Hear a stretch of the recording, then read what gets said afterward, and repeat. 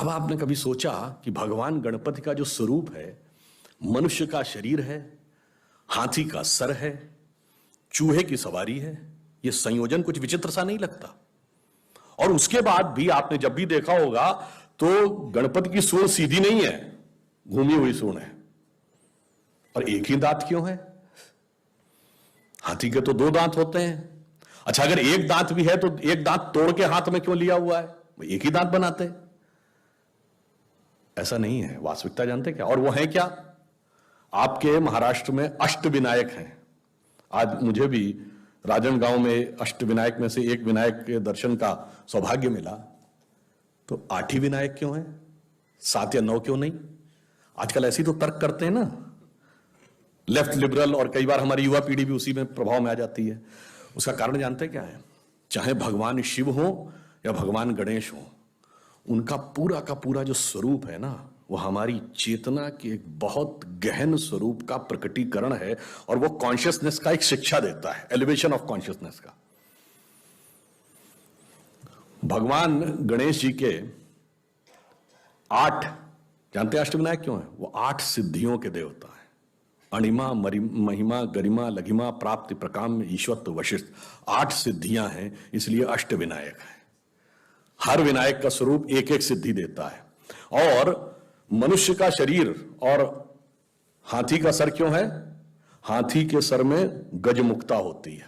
उनका पूरा स्वरूप कुंडलिनी जागरण की प्रक्रिया का अंग है, इसीलिए सूंड उस कुंडलिनी की प्रतीक है। ब्रह्मरंध्र यहां माना गया है, इसीलिए हाथी लिया गया जिसके गजमुक्ता होती है। माना जाता है मस्तक में एक पिनियल ग्लैंड जैसी होती है।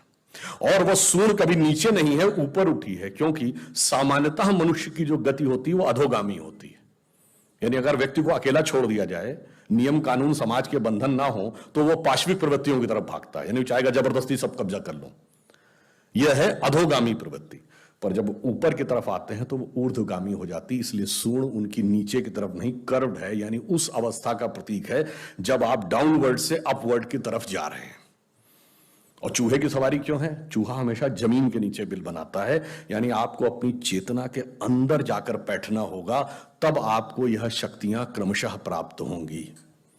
और जब आप मूलाधार, स्वाधिष्ठान, अनाहत और विशुद्धि चक्र यानी 4 चक्र पार करते हैं 7 में से, अब चौथे चक्र के बाद की यात्रा संसार और ईश्वर दोनों के एक साथ संबंध से नहीं चल सकती।